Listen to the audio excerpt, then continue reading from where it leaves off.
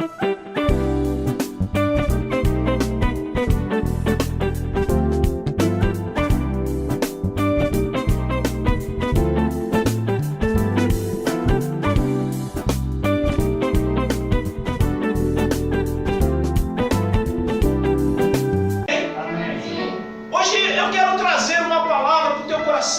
palavra que Deus falou ao meu coração. Deus, Ele me edificou nessa tarde ao preparar essa mensagem, e eu quero compartilhar com você, amém? Então tome em mãos nessa hora a sua Bíblia, por gentileza, e eu já quero convidar você a abrir Profeta Ageu, capítulo 2 e o versículo 9. O tema dessa mensagem é a glória desta última casa. Amém? Amém. Ageu, capítulo 2, versículo 9. Diz assim a palavra do Senhor: a glória desta última casa será maior do que a da primeira, diz o Senhor dos Exércitos. E neste lugar darei a paz, diz o Senhor dos Exércitos. Amém, igreja? Você pode aplaudir o Senhor, passando por esta palavra maravilhosa. Glória a Deus. O Senhor tem uma glória especial para essa última casa. Amém? Mas eu preciso desenvolver um raciocínio com você. Eu preciso desenvolver um entendimento com você a respeito disso. Tá? Antes de qualquer coisa, eu quero falar a respeito da glória, não é? A palavra que está sendo dita aqui é o próprio Deus usando o profeta para falar para o seu povo. Olha, a glória desta última casa será maior do que a da primeira. O contexto de vida de Joel, tá? É um contexto de vida pós-exílio, quando o povo de Deus foi levado por Nabucodonosor para a Babilônia e permanece ali por um tempo. O império babilônico cai e agora se levanta um grande imperador chamado Ciro. E esse imperador, ele tem no coração honrar a obra do Senhor. A palavra do Senhor chama Ciro de meu ungido. Deus chama Ciro de meu ungido. Ele no coração tem o propósito de repatriar esse povo que estava cativo na Babilônia. E ele dá ordem para que se reconstrua Jerusalém e se reconstrua também o templo de Jerusalém. O profeta Ageu é usado por Deus porque o Senhor, ele diz para o seu povo: olha, vai ser reconstruído sim de novo o templo. E esse templo, ele terá uma glória maior do que o primeiro. Mas o que é a glória? Nós falamos muito sobre a glória de Deus, é ou não é? Nós damos glórias a Deus, sim ou não? Mas muitos de nós não entendemos o que é essa glória. E eu quero conversar com você a respeito disso. Amém, igreja? Amém. Vamos entender o que é a glória de Deus dentro da Bíblia. Muitos de nós não fazemos ideia do que é essa glória. E eu quero começar explicando a respeito dessa glória. Lá em Êxodo, no capítulo 24, nós vamos mencionar 3 versículos. Tá? Êxodo capítulo 24, versículos 15, 16 e 18. Amém? Nós vamos começar a entender o que é a glória de Deus. Nós vamos começar a entender esse negócio dessa palavra que a gente se utiliza tanto, a gente fala tanto. Nós vamos compreender hoje, para que a gente possa compreender a segunda casa. Amém? Amém. Lá em Êxodo capítulo 24, e no versículo 15 e 16, diz assim: tendo Moisés subido ao Sinai, tá, gente? Tendo Moisés subido, uma nuvem cobriu o monte. Amém. E a glória do Senhor pousou sobre o monte Sinai, e a nuvem o cobriu por 6 dias. Ao 7º dia, do meio da nuvem, chamou o Senhor a Moisés.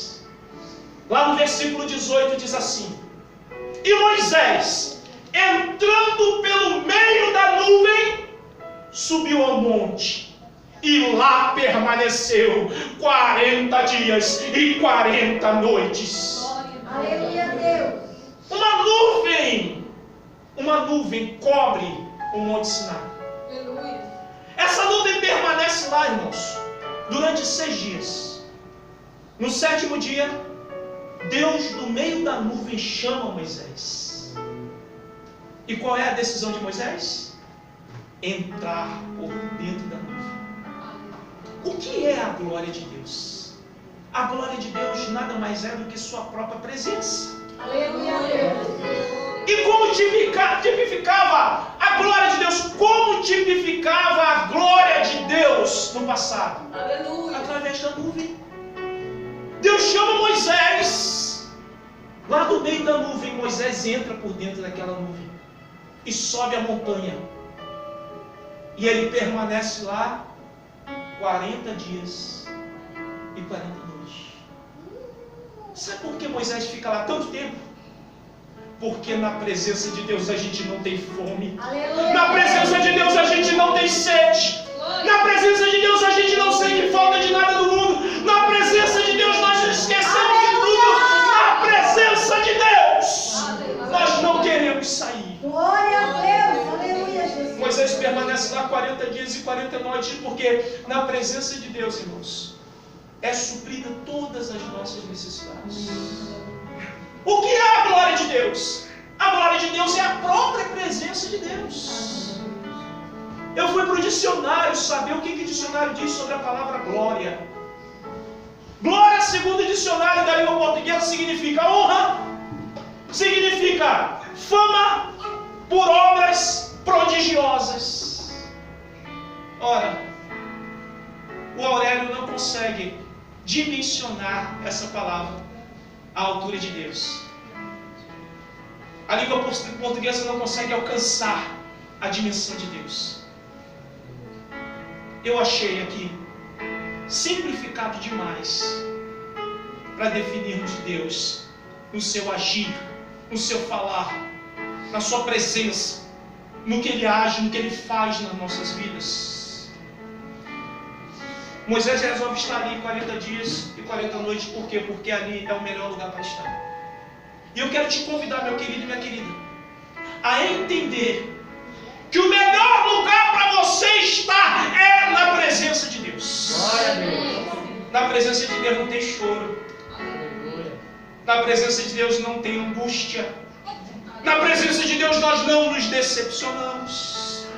Na presença de Deus, ainda que aconteça alguma coisa difícil, a própria presença de Deus nos acalma e nos dá paciência. Na presença de Deus, irmãos, nós temos perspectiva de coisas futuras. Essa é a presença, essa é a glória de Deus. Deus, Ele chama Moisés para confeccionar o tabernáculo, não é? Era uma tenda. E essa tenda tinha como objetivo abrigar a glória de Deus. Lá em Êxodo, no capítulo 40, Êxodo capítulo 40, versículos 34 e 35. Êxodo, no capítulo 40, versículos 34 e 35, diz assim: depois do tabernáculo confeccionado, pronto, o texto diz: então a nuvem cobriu a tenda da congregação e a glória do Senhor encheu o tabernáculo. Aleluia.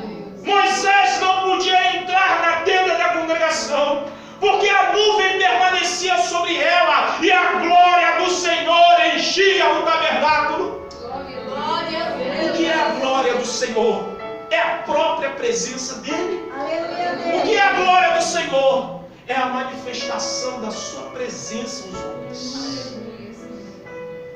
E ele se manifestava através de uma fumaça densa. Ele se manifestava através dessa nuvem Deus, o tempo todo, desejou habitar no nosso meio. O tempo todo. Desde o passado, Ele tenta habitar no nosso meio. E sabe qual é o problema? O problema é que nós não entendemos que para termos a presença de Deus, nós precisamos estar preparados para isso. Aleluia, Jesus. As pessoas hoje pensam que a presença de Deus é de qualquer maneira e não é. Eita, glória, aleluia a Deus. O livro de Levítico tem como tema principal a santidade. E lá Deus diz: sede santo como eu sou santo. Deus quer do seu povo santidade e separação para que Ele manifeste a sua presença, a sua glória no nosso meio. Aleluia a Deus. Ele tem prazer de estar entre nós. E nós precisamos ter prazer de estar em sua presença. Aleluia, Jesus. Muitos hoje estão atrás de dons. Muitos hoje querem revelar, querem ter dom de curar, querem ter dons e dons e dons. Mas eu quero te dizer, meu querido, minha querida, nada é igual, nada se compara à presença de Deus. Porque na presença de Deus, irmãos, de fato, acontecem milagres. Se nós quisermos só os dons e não quisermos a presença de Deus, corremos sério risco de não recebermos os dons de Deus, e sim de espíritos enganadores. Mas quando nós estamos na presença de Deus, o que Deus dá, nós compreendemos perfeitamente que veio do Senhor. Amém? Em Números, capítulo 9, no livro de Números, o próprio Moisés escreve o livro de Êxodo. E o próprio Moisés escreve o livro de Números. E ele repete algumas coisas que ele escreve em Êxodo, ele repete em Números, com uma conotação diferente. Olha como ele diz em Números capítulo 9, versículo 15, 16 e o 17. Ele diz assim: no dia em que foi erigido o tabernáculo, a nuvem o cobriu, a saber, a tenda do testemunho. E à tarde estava sobre o tabernáculo uma aparência de fogo até a manhã. Assim era de contínuo. A nuvem o cobria e de noite havia aparência de fogo. Quando a nuvem se erguia de sobre a tenda, os filhos de Israel se punham em marcha. E no lugar onde a nuvem parava, aí os filhos de Israel se acampavam. Queridos, olha aqui para mim. Deus, com a sua glória, com a sua presença, ficava sobre o povo. Quando a nuvem começava a se mover, o povo sabia: é hora de marchar. Quando a nuvem parava, o povo sabia: é hora de parar. Estar na presença de Deus significa: Ele te guiará pelo caminho que você precisa ir. É Ele que te guia pelo caminho que você deve andar. Em muitos momentos as pessoas não entenderão isso. Mas se nós permanecermos na presença do Senhor, Ele nos guiará pelo caminho da vida e nós alcançaremos o sobrenatural do Senhor. Aleluia a Deus. Mas antes do Senhor nos guiar, eu quero te chamar a atenção. Porque Deus só pode nos guiar se Ele estiver presente. Aleluia, Jesus. E a quem cabe o dever de atrair a presença de Deus? Aleluia. Cabe a nós. Aleluia, Jesus. Clamar, Glória a Deus. jejuar, pela madrugada buscar e não abrir mão da presença de Deus. Estamos trocando a presença de Deus por muitas coisas, queridos. Hoje nós estamos trocando a presença de Deus por muitas propostas oferecidas pelo mundo. Hoje estamos trocando a presença de Deus, irmãos, por sonhos humanos. A presença de Deus, irmãos, é algo que certamente marcará a nossa vida. O tabernáculo ficou pronto. Deus habitou com a sua glória no tabernáculo, aquela nuvem. Mas o período do tabernáculo passou. E no coração de Davi brotou o desejo de construir um templo. Veja, queridos, Deus não pediu templo a ninguém. Isso brotou no coração de Davi. Davi pensou: eu habito no palácio e o meu Deus em tenda. Vou construir um templo para o meu Deus. Esse negócio agradou o coração de Deus. Deus falou que pela mão dele não podia, porque ele era soldado, ele era guerreiro, as mãos dele eram mãos de sangue. Mas Deus disse assim: olha, da tua mão não posso não, mas se tu me der pela mão do teu filho, eu aceito. E Davi deixa toda uma ordenança para o seu filho, a saber, Salomão. E Salomão cumpre a ordenança do seu pai Davi e edifica o templo para o Senhor, a primeira casa. Vamos ver o que aconteceu, irmãos? Quero convidar você lá em 1 Reis, primeiro livro de Reis, capítulo 8. Primeiro livro dos Reis, capítulo 8, a partir do versículo 1. Vamos ver o que acontece. A leitura do texto é a seguinte: congregou Salomão os anciãos de Israel, todos os cabeças das tribos e os príncipes das famílias dos israelitas, diante de si em Jerusalém, para fazerem subir a arca da aliança do Senhor, da cidade de Davi, que é Sião, para o templo. Todos os homens de Israel se congregaram junto ao rei Salomão na ocasião da festa, no mês de Etanim, que é o 7º. Vieram todos os anciãos de Israel e os sacerdotes tomaram a arca do Senhor e a levaram para cima com a tenda da congregação e também os utensílios sagrados que nela havia. Os sacerdotes e levitas é o que os fizeram subir. O rei Salomão e toda a congregação de Israel que se reunira a ele estavam todos diante da arca, sacrificando ovelhas e bois, que de tão numerosos não se podiam contar. Tamanho era a alegria do povo. Versículo 6 diz: puseram os sacerdotes a arca da aliança do Senhor no seu lugar, a saber, no lugar santíssimo, no lugar santo dos santos. Versículo 7 diz: pois os querubins estendiam as asas sobre o lugar da arca, e do alto cobriam a arca e os varais. Os varais sobressaíam tanto que suas pontas eram vistas do santo lugar, de fronte do santo dos santos, porém de fora não se viam. Ali estão até o dia de hoje. Queridos, não estão lá hoje, 2017. Estavam lá até o ano aproximado de 1040. Tá? O versículo 9 diz: nada havia na arca senão as 2 tábuas de pedra que Moisés ali pusera junto a Horebe, quando o Senhor fez aliança com os filhos de Israel ao saírem da terra do Egito.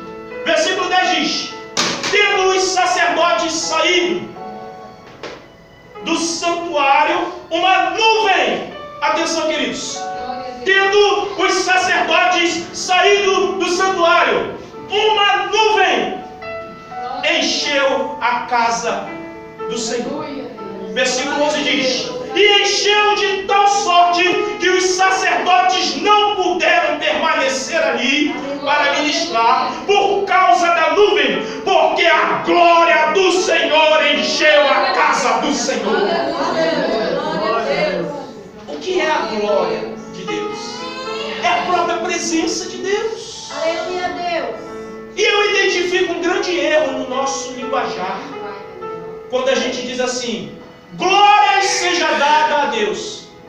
Nós damos glória a Deus? Não, a honra dele é própria. A qualidade dele é própria. Nós não damos glória a ele, ele tem por si só. Entende onde nós erramos em alguns momentos, essa glória dele ele tem desde antes da eternidade e permanecerá depois da existência humana, porque a sua glória é de eternidade em eternidade. Essa é a glória de Deus. E nós não damos glórias a Ele. Você está entendendo isso, amém? Amém. O que nós devemos dizer é aleluia. Muita gente fala aleluia e não sabe o que significa aleluia, né? Aleluia significa eu tenho contentamento em ti. Glória a Deus. Então, antes de glória, nós temos que dizer Aleluia. mas só se tivermos contentamento de verdade nele. Aleluia, Jesus. Porque tem muita gente, irmãos, que quando está com problema financeiro, vem para a igreja, clama a Deus, diz aleluia, eu tenho contentamento em ti, Senhor, e depois vai fazer um empréstimo. Então não tem contentamento coisa nenhuma. Aleluia, Jesus. Quem está entendendo a palavra? Glória a Deus. Nós erramos em muitos momentos da nossa vida, principalmente por falar sem pensar. Entende que nós falhamos várias vezes porque a gente não pensa antes de falar. A gente canta um louvor, né? Diante do Senhor. É bom ou não é? É gostoso, né? Mas às vezes no louvor nós dizemos coisas que nós não vamos cumprir. Sabiam disso? Abro mão dos meus sonhos, abro mão dos meus planos, abro mão da minha vida por ti. É lindo, né? Mas abre mesmo? Ou está enganando Deus? Antes de nós dizermos qualquer coisa, precisamos pensar. Porque é bem facinho enganar o homem. O que eu já levei de volta do dinheiro aqui em Fortaleza, vocês não fazem ideia. Veio umas 4, 5 pessoas já me deram volta em dinheiro. Porque é fácil enganar o homem. Não é? É fácil enganar o próximo. É verdade. Mas eu quero te dizer, meu querido e minha querida, Deus não se deixa enganar. Ele vai dando até corda. Mas na hora certa ele puxa.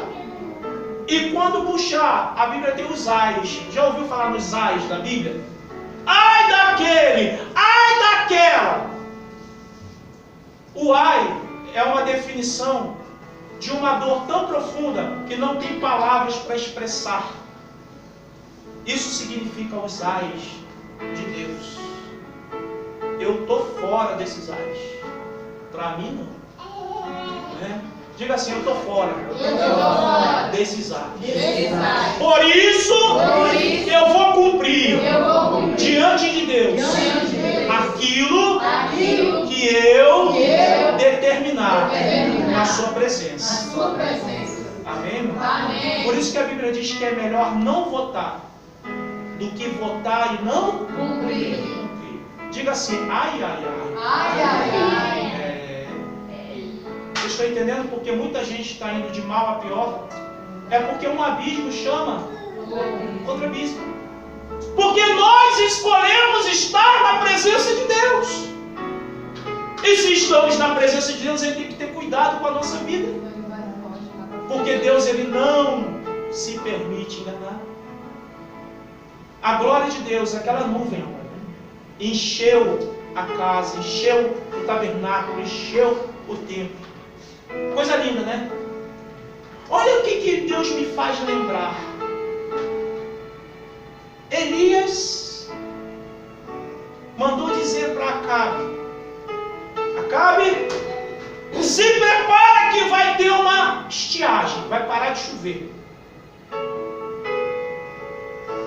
E lá, na epístola de Tiago, capítulo 5, versículo 17, diz quanto tempo parou de chover. Lá diz no texto que durante 3 anos e 6 meses não choveu. 3 anos e meio sem chover. 3 anos e meio sem chover, irmãos, é uma dureza, sim ou não? Nós estamos no Ceará, irmãos. A gente acompanha sempre a questão do sertão, não é? E a gente ora para que Deus envie chuva no sertão, sim ou não? As pessoas, né, de outras regiões não fazem ideia do sofrimento que há e esse descaso político de deixar o sertão sem água. Não vem de cima, mas tem embaixo. Mas o monopólio, não é? Mas toda essa mentirada política não permite que aquelas pessoas no sertão tenham água e água em abundância. O solo é bom, irmãos. Se tiver água, o plantio é bom. Se tiver água, não é? A colheita é boa. Nós sabemos aqui no Ceará o que é a falta de água.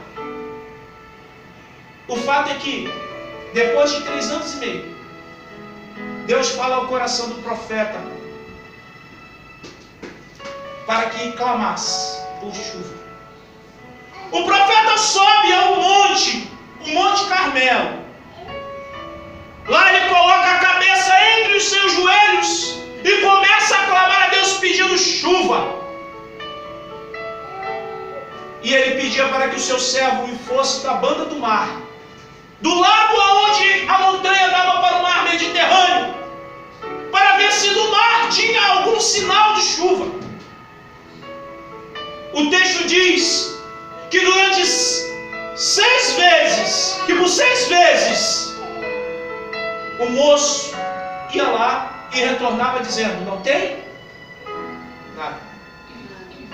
Mas a Bíblia diz que na 7ª vez, quando ele foi, ele retornou alegre, acredito que correndo, para dizer para o profeta: eu vejo uma nuvem do tamanho da palma da mão de um homem. O profeta na hora identificou: é a glória de Deus. É a glória de Deus. Não tinha nada, apareceu uma nuvem, a glória de Deus. Porque o profeta conhece o manifestar do seu Deus. O servo e a serva fiel conhece o manifestar do seu Deus. O servo e a serva não se desesperam no meio de calúnias, no meio de mentira, no meio de ataques, porque eles sabem do manifestar da glória do seu Deus.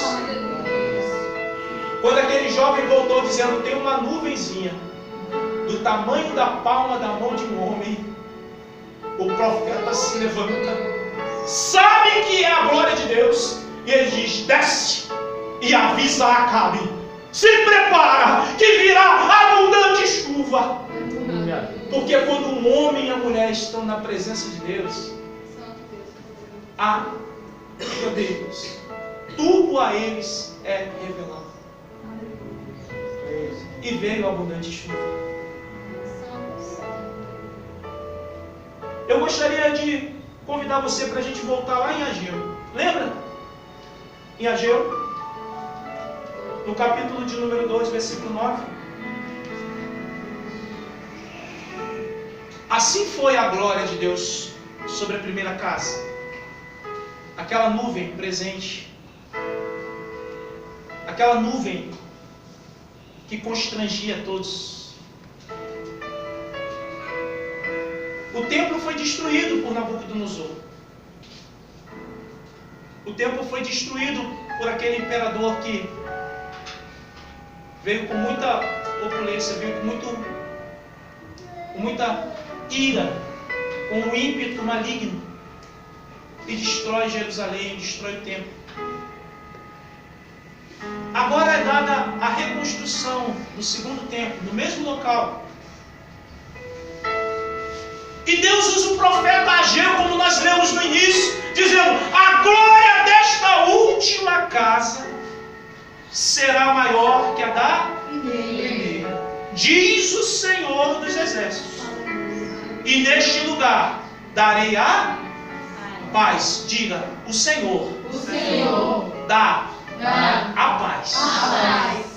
Diz o Senhor dos Exércitos. Só que eu quero que você olhe aqui para mim. E eu gostaria que você se surpreendesse com o que eu vou dizer nessa hora. O segundo templo não teve a glória que teve o primeiro. Primeiro, a arca simplesmente desapareceu. Esse templo que Ageu está falando é um templo que no Santo dos Santos não tinha nada, porque não havia mais a arca da aliança. Como essa segunda casa tem uma glória maior do que a primeira? Se nós olharmos e investigarmos, nós vamos entender que não teve. Aliás, o segundo templo foi de certa forma um templo de vergonha. O sacerdócio se deteriorou a ponto de vir o Império Romano e o sacerdócio está todo vendido. Vale ressaltar que quem crucificou Jesus foram os sacerdotes que incitaram o povo a crucificar Jesus. Você entende que a glória da segunda casa não foi maior do que a primeira? Eu fiquei intrigado a tarde toda. E eu pedi entendimento de Deus para isso. Pai, eu quero entender essa palavra. Pai, eu quero compreender, porque o meu entendimento aqui escapa. Eu entendo, Pai, que essa segunda casa não teve a glória que teve a primeira. Deus não habitou no segundo templo com a sua nuvem. Quem está entendendo a palavra? Deus não habitou no segundo templo com a sua nuvem. E o Espírito Santo de Deus me revelou o entendimento dessa palavra. Aleluia. Porque na minha oração eu disse: Senhor, Tu não habitou no segundo templo. Tu não habitou, Senhor, no segundo templo. Como a Tua palavra, Pai, diz que a segunda casa tem uma glória maior do que a primeira. E o Espírito Santo de Deus me revelou. Eu habitei sim. Eu habitei em carne. Eu presencialmente fui até esse segundo templo. Glória a Deus. Jesus Cristo, o próprio Deus, o Emanuel, esteve no segundo templo. O primeiro templo não presenciou o cego restaurando a vista. O segundo templo sim. O primeiro templo não presenciou o coxo andando. O segundo templo sim. O primeiro templo não viu morto retornando à vida. O segundo templo sim. A glória do segundo templo, a glória da segunda casa foi sim maior do que a primeira. E eu me rendi à consciência, eu rendi o meu entendimento. E eu falo como Paulo: reputo o meu conhecimento esterco diante da grandeza do meu Deus. Aleluia. Glória a Deus. E eu quero te dizer, o segundo templo foi destruído. Não existe mais. Vai ser construído o terceiro. E eu pedi mais entendimento de Deus. E agora, Pai? E hoje? E o Espírito Santo falou ao meu coração: não preciso de templo. Você é a minha casa. Aleluia. Eu habito em você. Aleluia, Jesus. Na pessoa do Espírito Santo, na pessoa do meu Espírito. Você entende o que é a glória de Deus? É a presença de Deus. O que falta para você vencer? Falta só confiar em Deus. O que falta para você se superar? Falta só esperar em Deus. O que falta é apenas deixar Deus agir.